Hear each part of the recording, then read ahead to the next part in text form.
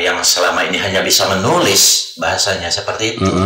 Dan kita ketika dewan kan berbuat. Iya betul. Takut-takut, jangan-jangan seperti itu kan.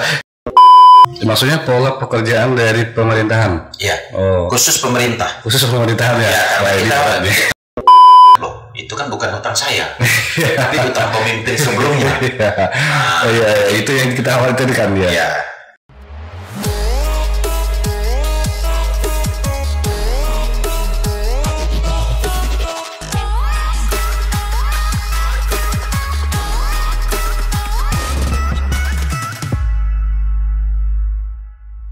Selamat malam Bang Kurnadi. Selamat malam juga. Bang Kurnadi 2024. Ya, siap. Kurnadi 2024 siap. Oke, wartawan jadi dewan. Dukung wartawan jadi dewan. Siap, dukung wartawan jadi dewan. Ini semuanya yang luar biasa ini. Ini senior Bang Kur, ini senior wartawan media ya. Ya. Berapa tahun Bang di media Bang? 17 tahun sampai hari ini sudah 17 tahun. 17 tahun ya. Pertama itu di media mana Bang?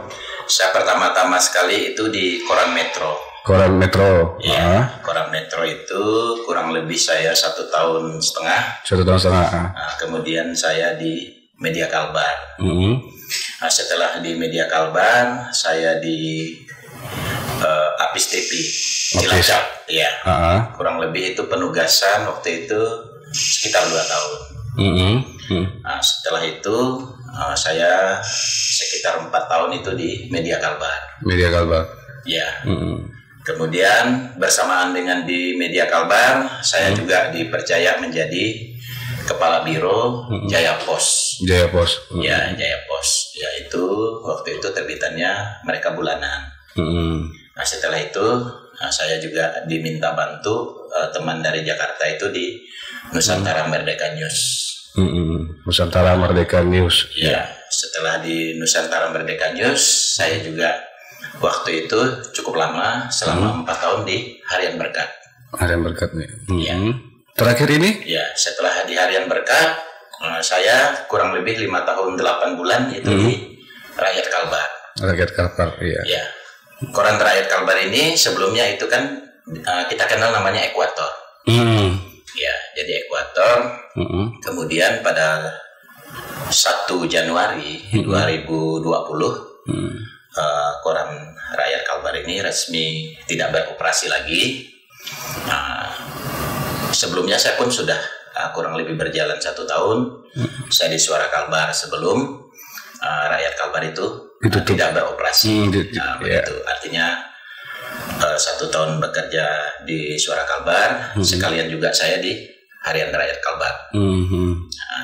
Nah, orang mengenalnya Harian Rakyat Kalbar ini Ekuator dulunya, kemudian berganti nama menjadi Rakyat Kalbar. Nah, kemudian sejak 1 Januari 2020 sampai sekarang saya di suarakalbar.co.id. Suara Kalbar ya. Ya, suarakalbar.co.id. Berarti sampai hari ini, sampai saat ini masih di Suara Kalbar? Masih sampai hari ini saya masih aktif sebagai Kepala Biro Suara Kalbar di Kabupaten di Bengkayang ya. Iya, di Bengkayang. Itu nanti kalau nyalek gimana Bang? Di Kepala Bironya tetap berjalan? Kalau misalnya nanti saya ikut, kebetulan saya kan secara resmi sudah mendaftar di Partai Golkar. Nah, itu di Dapil 1 Bengkayang. Nah, di Dapil 1 Bengkayang itu meliputi 4 kecamatan. 4 kecamatan, 36 desa. Tercatat kemarin jumlah pemilih itu 48.885 pemilih yang terdaftar DPT. Kemudian kurang lebih itu 219 TPS. Nah, itu di Dapil 1 meliputi Kecamatan Bengkayang, Kecamatan Sungai Betung, Kecamatan Suti Semarang, kemudian Kecamatan Teriak. Ya, seperti itu. Ya, secara resmi ketika saya sudah ditetapkan nanti menjadi calon tetap, DCT ditetapkan KPU menjadi calon tetap anggota DPRD Kabupaten Bengkayang yang berkompetisi nanti 2024, tepatnya itu pemilihan pada 14 Februari 2024. Saya resmi mengundurkan diri di Suara Kalbar ya. Ya, Oke. seperti itu. Abang kan Bang Kur ini kan Wartawan. Ya. Udah 17 tahun. Ya. 17 tahun berkecimpung di dunia jurnalis ya. Ya. Kenapa menyalek, Bang? Saya melihat khusus ya, memang di Kabupaten Bengkayang pertama kita sangat mengapresiasi. Ya, artinya kita yang berada di Kabupaten Bengkayang itu begitu beruntung memiliki wilayah Bengkayang itu ya terdiri dari ada pantai kita, ada kepulauan. Ya, ada perbukitan, daratan, kemudian kita perbatasan. Nah, perbatasan kita bisa dikatakan menurut saya itu segitiga emas ya. Nah, bisa segitiga emas, tapi kita berbatasan langsung dengan beberapa kabupaten kota. Ya, artinya di satu sisi kita berbatasan dengan Kabupaten Landak. Nah, di satu sisi lagi kita berbatasan dengan Kabupaten Sanggau. Kemudian kita berbatasan langsung juga dengan Kota Singkawang, Kabupaten Sambas, berbatasan dengan Malaysia, kemudian dari kepulauannya kita berbatasan langsung dengan Laut Natuna. Begitu hebatnya gitu wilayah Kabupaten Bengkayang itu, saya pikir sangat lengkap untuk di wilayah di Provinsi Kalimantan Barat kita itu memiliki wilayah yang begitu lengkap lah begitu, kaya akan potensi alam ya, terutama wisatanya kan. Wisata alam dalam hal ini air terjun, atau riam biasa kita kenal, kemudian spot-spot perbukitan yang pernah kita sudah dengar, Bukit Jamur, ya. Booming sekali dengan Bukit Jamur. Kemudian kita juga memiliki Sepadang Hill kan, Sepadang Hill, yang sebelahnya lagi kita ada Bukit Sepancong ya. Kemudian beberapa waktu belakangan juga kita ada mendengar Bukit Racun. Nah, seperti itu di Desa Pastijaya. Ya, begitu hebatnya wilayah kita, kaya akan potensi alam dan sumber daya manusianya, terutama sumber daya alam. Nah, kita begitu lengkap juga. Nah, baik dari kita dikenal juga macam khusus di Kecamatan Bengkayang kita dikenal dengan Kelurahan Bumi Emas kan. Bumi sesuai Emas. dengan namanya. Beberapa tahun terakhir ya kita sangat tahu itu bahwa pengelolaan sumber daya alam kita itu sudah menolong ekonomi masyarakat pasca pandemi COVID kemarin, 2020-2021 yang kita alami, sehingga sedikit banyak dengan keadaan alam atau misalnya dengan potensi alam kita yang begitu besar, ya masyarakat kita tidak kesulitan menghadapi hal tersulit. Tadi dikatakan bahwa kenapa saya dari wartawan terpanggil untuk menjadi dewan. Saya ini kan berkiprah di lapangan kurang lebih 17 tahun. Dan sebelum juga saya berkiprah jadi wartawan, saya juga berada di lapangan juga. Saya itu sejak selesai kuliah tahun 2000 silam, saya 1 tahun sebelum selesai saya sudah bekerja di lapangan juga, yaitu Koperasi Sejahtera ketika itu. Kemudian Koperasi Sejahtera ini berpisah saham dengan pimpinan kita dibagi dua kemarin. Ada yang tetap berada di Koperasi Sejahtera dan ada yang di Koperasi Adil Makmur. Nah, jadi Koperasi Adil Makmur ini pembukaan cabang-cabangnya di seluruh kabupaten kota sekalbar. Nah, jadi sejak tahun 1999 sampai kurang lebih 2005 begitu saya terakhir bekerja di koperasi kurang lebih 7 tahun seperti itu.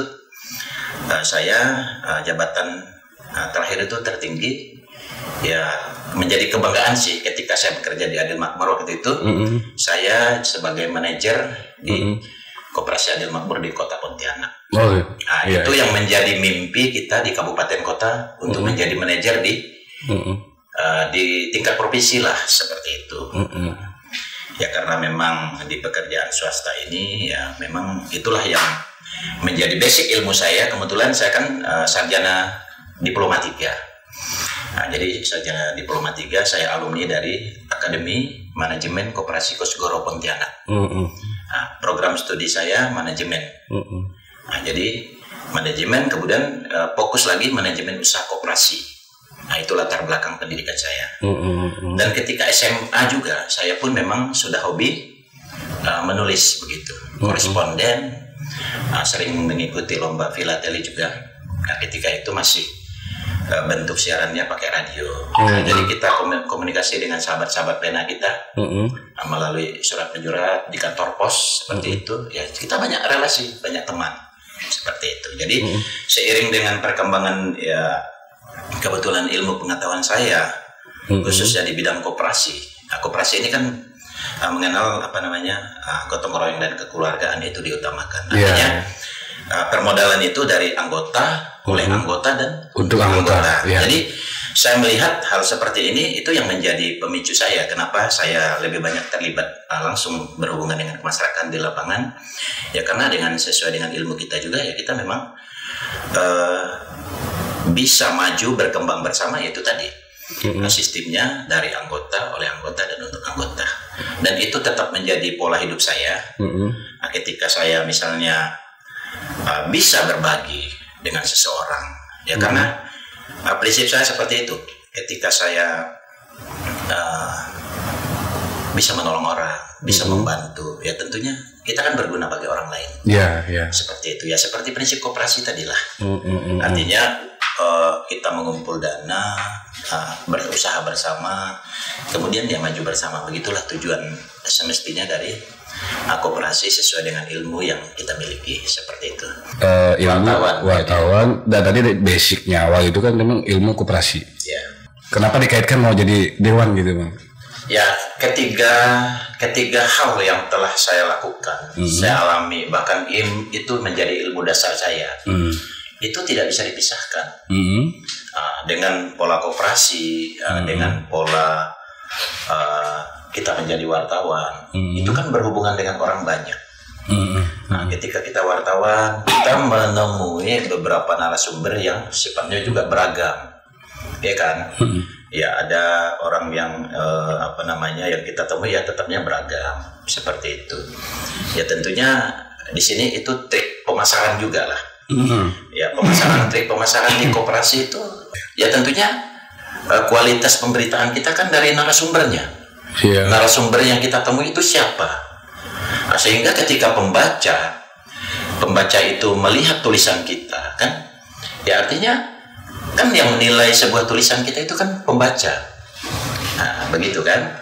Mulai dari awalnya kita membaca di koran, ya orang setiap pagi ngantar koran, kemudian dibaca sore sampai malam, dan berevolusi sampai hari ini kan dengan semakin canggihnya teknologi kan, sekarang kita sudah bisa baca berita itu di HP, di media sosial, bisa orang posting di mana saja, itu baik di Twitter kan, di Instagram, di Facebook, bahkan sekarang ada bentuknya di TikTok, snack video, kan seperti itu. Jadi penyebaran pemberitaan itu selain dari kita juga di online-nya, di sumber informasi berita kita, di portal kita, kemudian juga seluruh pemberitaan yang kita tulis kita bisa juga expose di medsos, seperti itu. Jadi ketika orang tidak bisa mengakses secara resmi di portal berita kita kan, mereka juga bisa melihat di Facebook. Itu informasi-informasi yang kita sajikan kepada masyarakat bisa disaksikan atau dilihat itu melalui foto, ya, melalui tulisan, ya seperti itu, informasi up to date yang selalu kita sampaikan kepada masyarakat. Nah, alasan dasar yang mendorong saya betul ingin berkiprah di lembaga legislatif, ya tentunya ini erat kaitannya dengan apa yang saya lalui lewati selama ini. Saya berkiprah di koperasi, kemudian berkiprah juga di media. Ya tentunya ketika saya jadi wakil rakyat kan, saya semakin intens berhubungan dengan masyarakat. Nah, karena sebagai wakil rakyat, saya kan harus menampung seluruh aspirasi masyarakat yang disampaikan. Ya tentunya selain menampung, saya juga akan memperjuangkan aspirasi mereka. Dan saya jujur aja di sini melihat kalau dengan saat ini kapasitas saya cuma hanya sebagai wartawan, saya hanya bisa menyampaikan unek-unek masyarakat itu melalui tulisan. Kan? Iya, betul. Nah, hanya melalui tulisan saya menulis seluruh keluhan masyarakat, seluruh informasi yang disajikan itu hanya melalui tulisan. Tapi ketika saya mungkin setingkat lebih naik lagi, saya bisa menjadi wakil rakyat dan masyarakat Kabupaten Bengkayang percaya, khususnya di Dapil 1.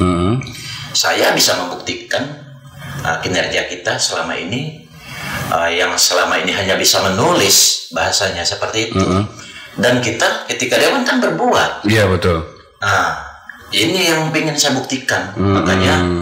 Makanya dalam hal ini saya akan membawa jargon, tidak menghilangkan identitas saya sebagai wartawan, ya dukung wartawan menjadi dewan. Ya, itu. Oke. Berarti itu kaitannya memang wartawan dengan dewan, media dengan dewan. Oke, siap. Ya. Terus ini Bang, kalau selama Abang di Bengkayang, selama jadi media lah ya, jadi wartawan di Bengkayang, kira-kira menurut Abang nasib wartawan untuk Bengkayang sebelumnya gimana? Mungkin ini juga saya cerita ke belakang ya. Ketika saya pertama-tama itu tertarik beralih profesi dari koperasi tadi menjadi seorang wartawan. Nah, saya harus tidak bisa pungkiri juga, saya mengucapkan terima kasih kepada Bapak almarhum Junaidi, yaitu guru pembimbing saya. Beliau ini seorang guru ketika itu berdomisili di Singkawang. Saya sudah lupa juga di mana lokasi beliau ya, karena memang beliau lah yang pertama-tama tertarik mengajak saya untuk membantu beliau ketika itu di koran Metro. Dan saya dijadikan biro di Bengkayang ketika itu, dan saya sering bolak-balik ketika itu di Singkawang. Akhirnya saya bisa menulis seperti itu. Dia mulai belajar cara menulis, cara menyampaikan pemberitaan, acara liputan dan lain-lain gitu. Jadi itulah yang menjadi guru saya seperti itu. Jadi dari keadaan hal-hal seperti itu tadi, ya, saya rasanya begitu sesuai dengan jiwa saya kan, sesuai dengan selama ini hobi saya juga begitu kan. Artinya dengan penyebaran informasi melalui berita kan tidak hanya 1-2 orang yang mengetahui, banyak orang yang mengetahui seluruh informasi yang ya tentunya baik yang positif. Mungkin ada juga yang dianggap negatif ketika misalnya penyajian berita kita itu terkait beberapa kasus. Iya. Tentunya kalau di media itu kan pasti ada pro dan kontranya. Iya. Itu balik lagi ke tadi Bang. Selama Abang jadi wartawan, yang dirasakan Abang menjadi wartawan itu bagaimana gitu kan? Apa nasibnya seorang wartawan, kawan-kawan kita lah gitu kan? Ya, tadi kita kan terpotong sampai masalah ceritanya. Iya. Tentunya memang waktu itu kami itu hanya sekitar 7 orang ya yang ada di Bengkayang. Itu yang aktif itu 5 waktu itu. Almarhum Bang Paul Silas, itu orang Serukam. Kemudian ada Bang Iyal Jainal. Kemudian ada sahabat saya juga Antoni Harahap waktu itu. Kemudian ada Bang Sagala.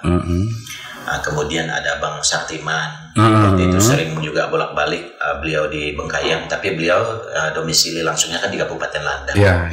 Seperti itu. Jadi ada juga teman kita Suhardono Manurung almarhum juga.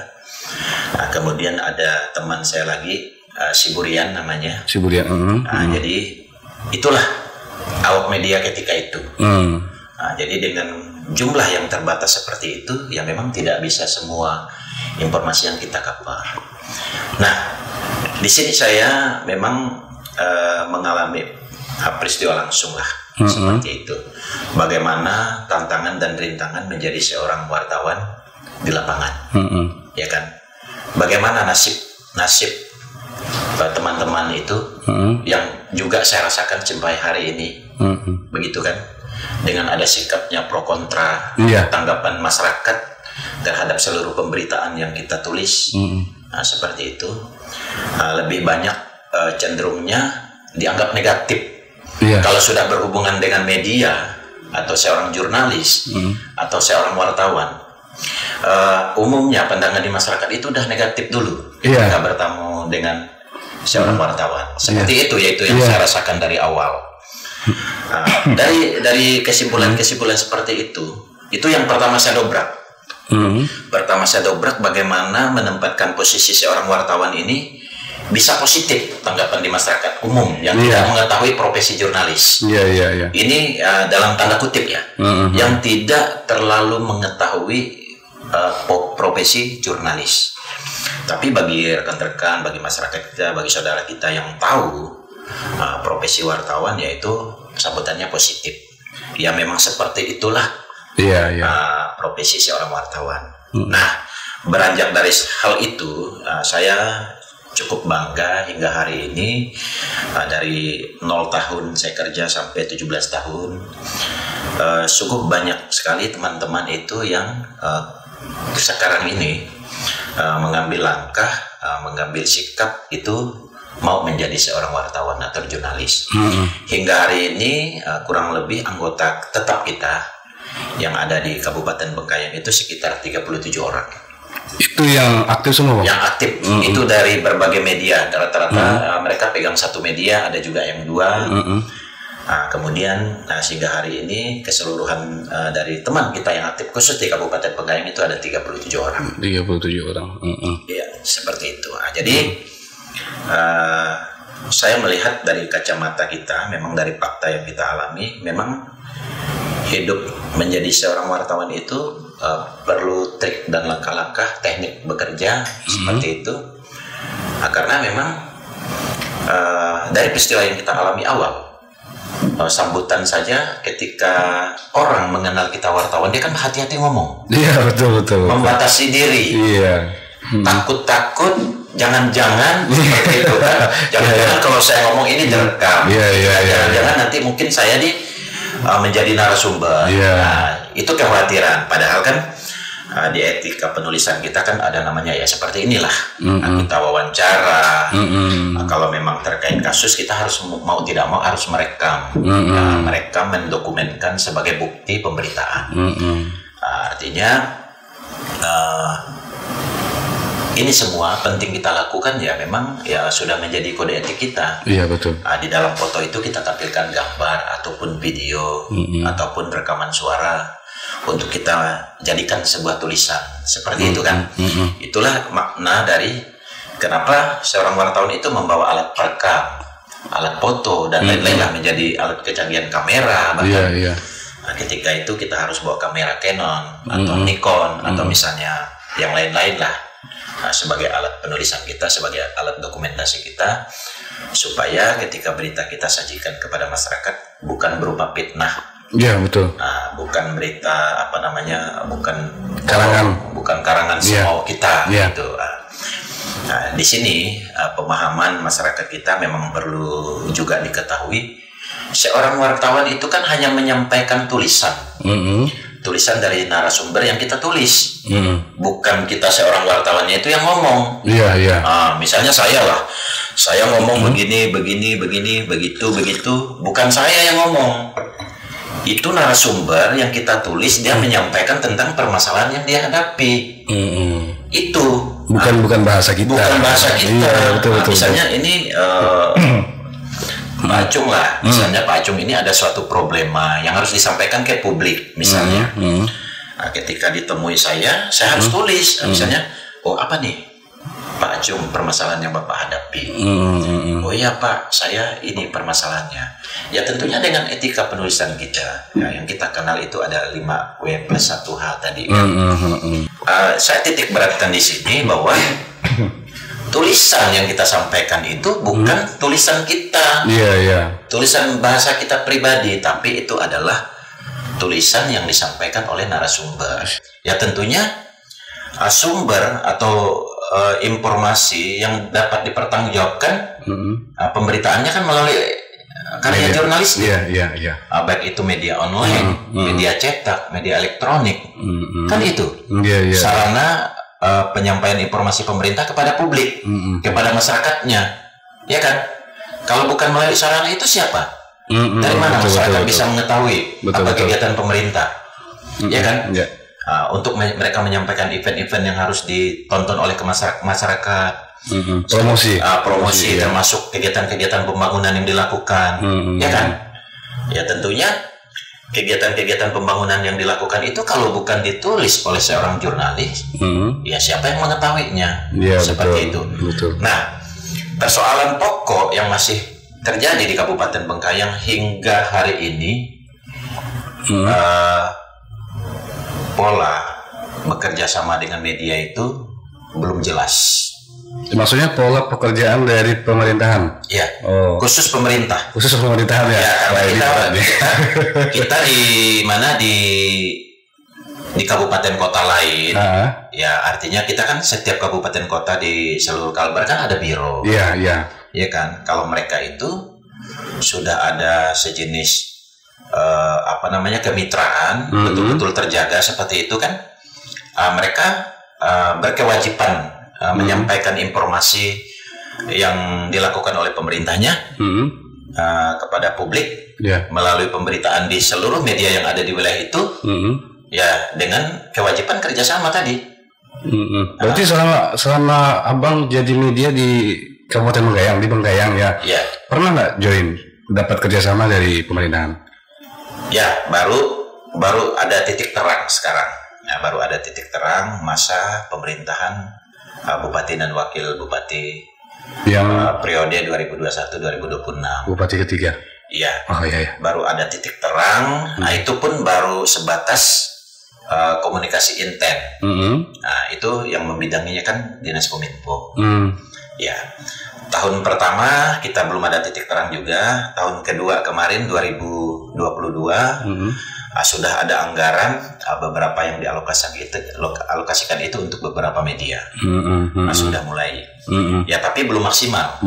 Ya betul. Ya, tahun ketiga ini hingga bulan Juni ini belum ada titik terang. Belum.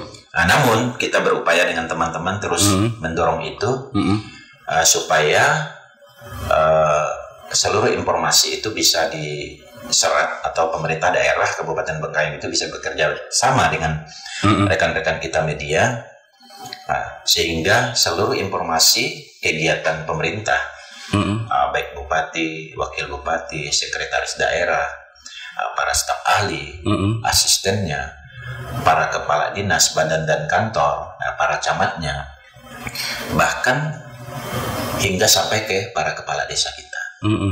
Informasi-informasi itu kan penting diketahui oleh masyarakat. Iya. Nah, begitu. Jadi itulah fungsi keberadaan media di daerah tersebut.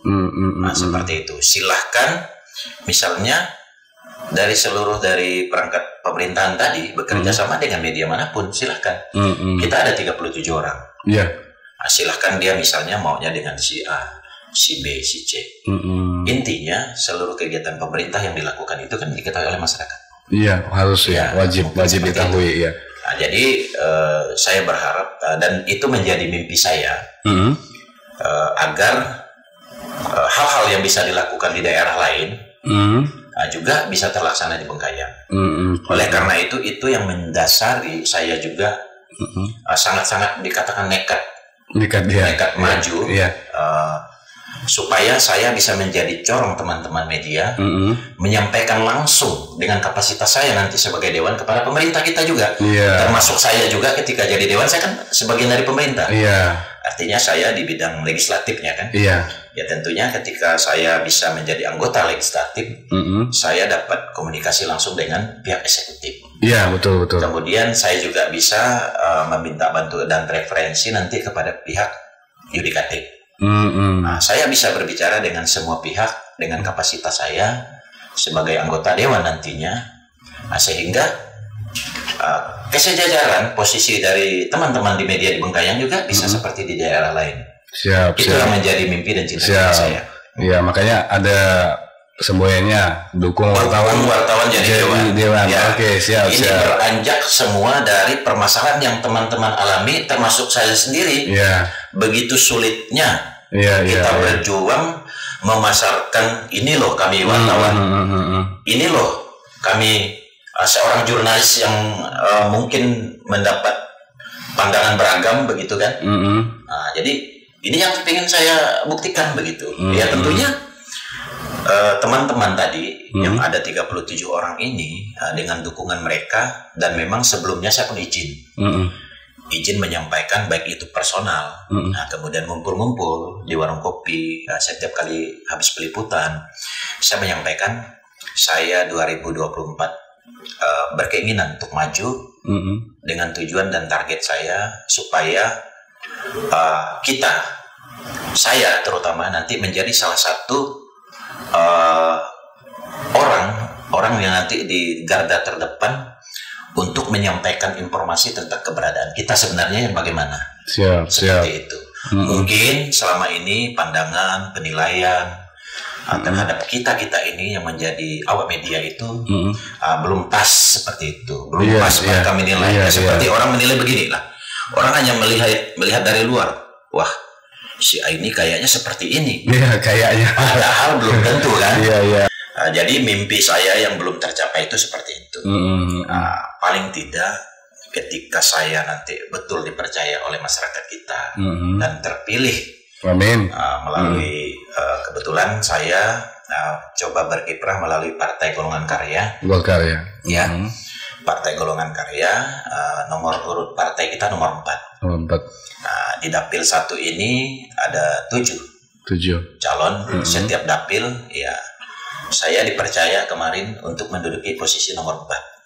Nah itu baru ya 4. Kombinasi angka yang pas ya. Jadi dari partai saya nomor 4. Nomor urut juga 4. Nomor urut 4. Jadi ya tentunya ini juga kemungkinan saya berpikir juga kemungkinan ini sudah menjadi anugerah dari Tuhan. Kenapa saya ditempatkan pada posisi itu? Ya artinya apapun pilihan, apapun kepercayaan dari partai yang saya berada sekarang itu akan saya jalankan dengan baik, dan saya siap memperjuangkan para calon kita, baik itu anggota DPR RI, DPRD provinsi, dan bahkan di dapil saya kebetulan kita memiliki target juga di politik itu kan. Kita memiliki target khusus dapil 1 ini 2 kursi. Seperti itu. Dapil 1 2 kursi. Ya, target kita di Partai Golkar 2 kursi. Ya siap. Gimana kalau menurut pendapat Abang ya tentang hutang? Itu menurut Abang gimana Bang tentang hutang dan kepemimpinan? Kaitannya gimana? Jadi membalas hutang saya harus bermula kepada kita keluarga juga. Jadi dalam skop kecil sebuah rumah tangga gitu. Nah, jadi di tingkat rumah tangga saja tetap ada hutang. Kita tetap ada hutang. Tapi kenapa kita berani berhutang? Karena kita sudah memiliki jaminan. Yakin juga bisa. Jaminan kita pekerjaan. Pertama, jaminan yang paling penting yang tidak nampak itu adalah kepercayaan orang kan. Nah, ketika kita sebuah keluarga misalnya berani berhutang di warung atau di toko di mana, artinya si pemberi hutang kan memberikan jaminan bahwa kita bisa membayar. Nah, seperti itu. Ya tentunya ini juga tidak terlepas dari hutang suatu daerah, baik kabupaten, provinsi, bahkan negara kita, Republik Indonesia. Nah, dalam membangun itu, ya kan kita memiliki potensi alam nih. Nah, tapi dia tidak tersedia langsung berupa uang. Nah, begitu. Namun dia harus melalui proses diolah dulu sehingga menjadi uang. Kan seperti itu. Nah, sama seperti kita di keluarga. Oh iya, saya hari ini ngutang misalnya 100.000 beli beras 1 karung. Tapi saya hari ini kan noreh dulu. Nah, begitu noreh, hasil torehan saya kan 150.000. Seperti itu. Artinya ketika kita berani mengutang 100.000, artinya jaminan kita kan penghasilan kita ada 150.000. Seperti itu. Dan sebuah daerah juga saya pikir seperti itu.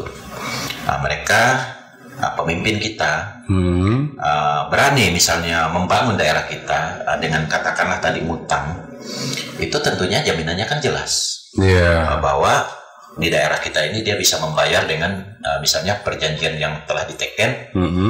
Setiap tahunnya bisa berapa, seperti itu. Setiap tahunnya bisa berapa dibayarkan kan. Ya tentunya sikap atau kebijakan berani berhutang itu tentunya sudah ada solusi yang dilakukan. Solusi ya. Ya sudah ada solusi, termasuk negara kita juga kan. Negara kita ini ya kembali lagi ke media tadi. Informasi di media kita mengetahui bahwa Indonesia ini berhutang berapa. Provinsi Kalimantan Barat misalnya kalau ada hutangnya berapa. Begitu. Kabupaten Bengkayang barusan juga kita dengar kemarin bahwa kita melakukan pinjaman daerah dengan dana PEN, pemulihan ekonomi nasional yang pasca terjadinya COVID-19, ya kan, sehingga pasca kebijakan itu bergulir, kan kita bisa merasakan sekarang manfaatnya. Apa yang kita rasakan? Ya sudah beberapa ruas jalan di Kabupaten Bengkayang mulus.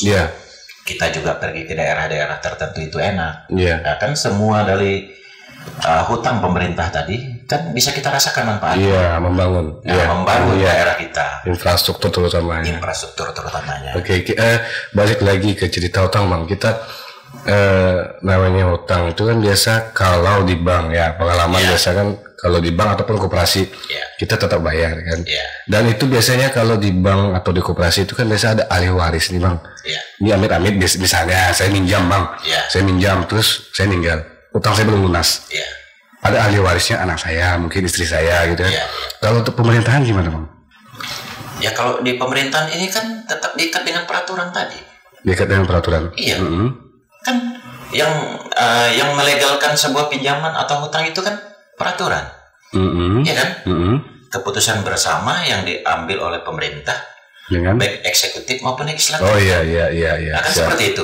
Nah, ya artinya budget anggaran hutang kita disesuaikan tentunya dengan penghasilan daerah kita. Nah, kenapa itu bisa terlaksana? Ya tentunya ada jaminan kan. Nah, jaminannya tadi peraturan yang dibuat mengikat sehingga itu bisa terjadi. Ya sama seperti di bank kan. Ya ketika kita mengajukan pinjaman di bank, ya tentunya sebagai jaminan kan kita ada usaha dulu. Nah, setelah ada usaha, ya tentunya jaminan kita ada kan baik berupa sertifikat maupun surat-surat berharga lainnya, sehingga bank mempercayakan kita pinjaman dengan nilai berapa. Ya, saya pikir tidak jauh lah, cuma hanya bentuknya saja berbeda. Begitu. Jadi pinjaman daerah tadi misalnya ke pihak ketiga, disetujui dengan bunga berapa, dengan angsuran berapa kan. Nah, sama juga di perbankan, kita menjaminkan agunan kita, menjaminkan usaha kita, sehingga bank percaya memberikan pinjaman dengan nilai berapa. Ya kan seperti itu. Nah, terkait misalnya tadi dikatakan bahwa apabila nih ya kalau di tingkat pemerintah kan tidak ada istilah meninggal atau tidak. Tapi ganti periode. Ganti periode karena masa kerjanya misalnya 10 tahun paling maksimal kan. Ya oleh karena itu ya tentunya dengan aturan yang telah dibuat, makanya pemerintah kita juga mengatur masa pinjamannya kan sesuai dengan masa kerja. Supaya kemungkinan tidak berpolemik ke kemudian hari. Artinya, kenapa saya katakan seperti itu kan mungkin mengantisipasi. Siapa tahu, misalnya orang yang melanjutkan, loh itu kan bukan hutang saya, tapi hutang pemimpin sebelumnya. Itu yang kita khawatirkan ya. Tidak mungkin kan pemimpin sebelumnya setelah tidak bertugas lagi, lalu hutang itu dibayar secara pribadi. Nah, sementara hutang yang dilakukan perjanjian hutang piutang itu di masa kepemerintahannya kan, dan itu dilaksanakan untuk pembangunan kita. Ya tentunya kan itu bukan hutang pribadi, tapi hutang pemerintah yang ketika itu dipimpin oleh seseorang itu. Nah begitu. Cuman karena masa periode kepemimpinan itu terbatas berdasarkan aturan undang-undang, maksimal 2 periode. Maksimal 2 periode ya. 5 tahun ya. Itulah yang membatasi seluruh peraturan dan regulasi yang ada. Ini Bang, seandainya kalau Abang jadi anggota legislatif nanti ke depan, punya cita-cita untuk Bengkayang, Bang? Memang dari awal saya berada di kabupaten ini, itu kan sebuah keputusan. Ya artinya keputusan kita memilih tempat hidup, memilih tempat di mana kita berkembang untuk memajukan generasi kita ke depan.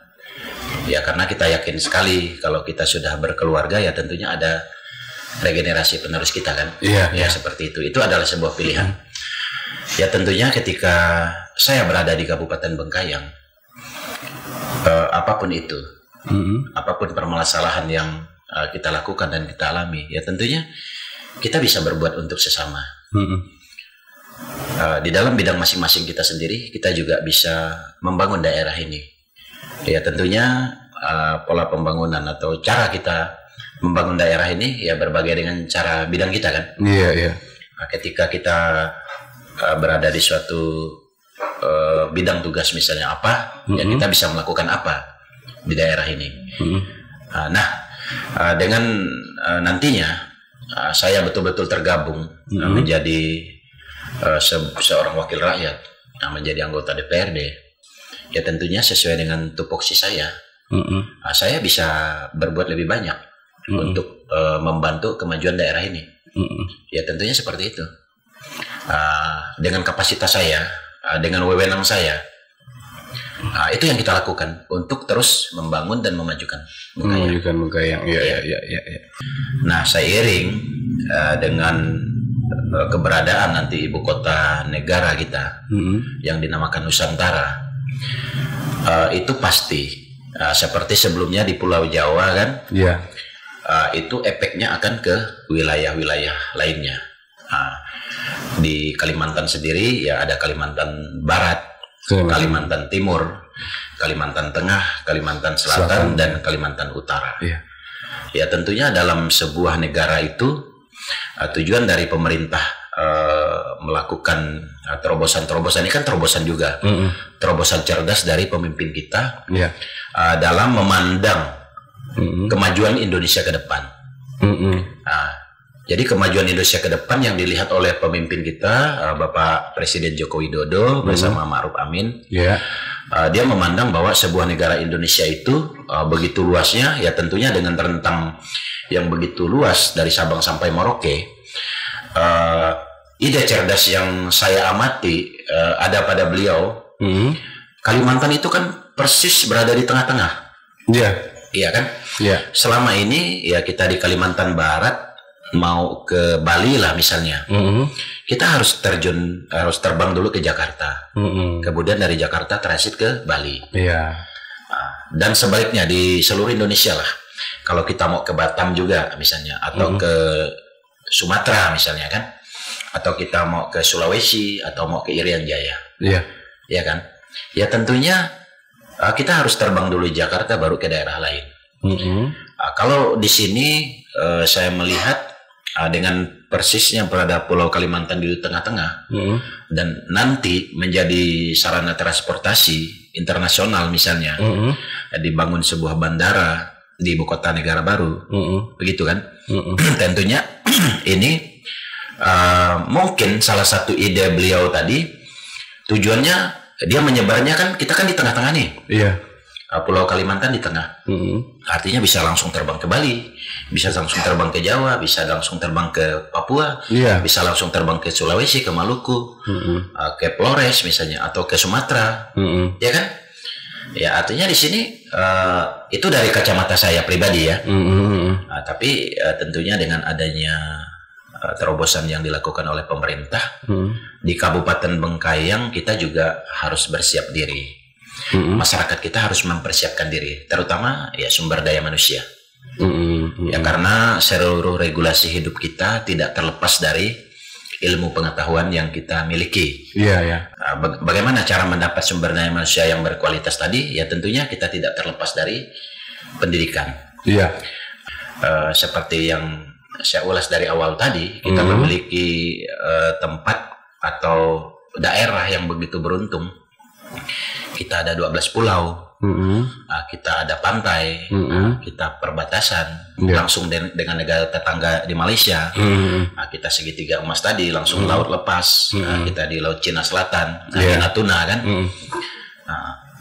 Tentunya ini tidak terlepas dari persiapan-persiapan kita dalam menyongsong kemajuan negara kita. Kita mempersiapkan sumber daya manusia di sini. Tidak lepas lagi, tidak lama lagi, di wilayah kita sendiri di Kabupaten Bengkayang akan dibuka border perbatasan Jagoy Babang. Nah, tentunya dengan adanya border perbatasan Jagoy Babang, yang wilayahnya kalau kita tarik dari kota Pontianak itu paling terdekat menuju ibu kota negara-negara lain, di Kucing misalnya, itu terdekat memang di kabupaten kita. Nah, ketika misalnya wilayah perbatasan ini dibuka, tentunya akselerasi masyarakat kan semakin tinggi. Baik nanti peningkatan transportasi dari kota menuju Kabupaten Bengkayang, dari kabupaten menuju perbatasan, dan kita juga tidak terlalu jauh dari pelabuhan internasional di Kijing, ya kan?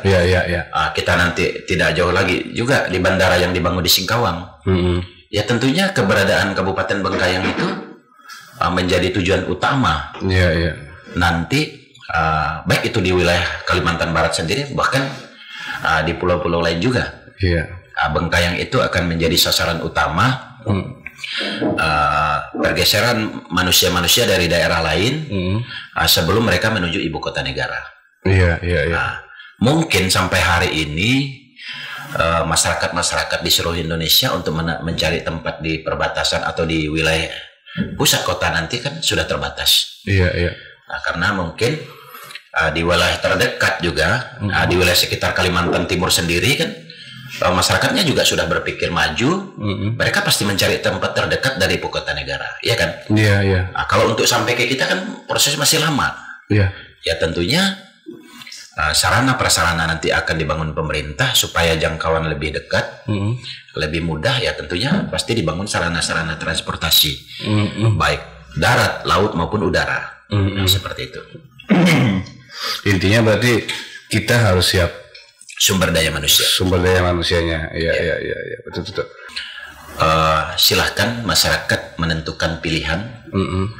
Silahkan mereka memilih dari para wakil-wakil rakyat tadi yang tentunya bisa membawa perubahan kebaikan untuk daerah kita. Jangan asal pilih gitu ya. Jangan ada pepatah bahasanya membeli kucing dalam karung. Beli kucing dalam karung. Dari 18 partai politik, tentunya dari seluruh calon, khususnya di Dapil 1 itu ada 7 calon setiap partai. Nah, kalau misalnya 18 partai dikalikan 7 jumlahnya udah 100-an lebih kan. Ya tentunya tidak mungkin dari yang 100 lebih ini yang terpilih 7 itu tidak memiliki kualitas yang diharapkan masyarakat, kan tidak mungkin. Betul. Nah, begitu. Oleh karena itu mulai hari ini, mulai saat ini, sejak diumumkan para calon yang diketahui, ya tentunya mereka sudah bisa menilai, bisa memilah dan memilih mana nih di antara para calon wakil rakyat kami ini yang bisa membawa kemajuan di daerah kita khususnya. Udah mulai menyimak lah perjalanan. Mulai menyimak perjalanan dari para bakal calon wakil rakyat ini, sehingga pada hari H pemilihan nanti tanggal 14 Februari 2024 pada saat pencoblosan bisa mereka coblos orang yang terbaik di antara yang baik. Siap. Oleh karena itu ya saya menawarkan diri juga. Mudah-mudahan saya bisa menjalankan seluruh amanat yang dipercayakan oleh masyarakat Kabupaten Bengkayang. Oleh karena itu saya punya jargon tetap tadi, dukung wartawan jadi dewan. Siap. Seperti itu. Siap. Amin. Demikian, selamat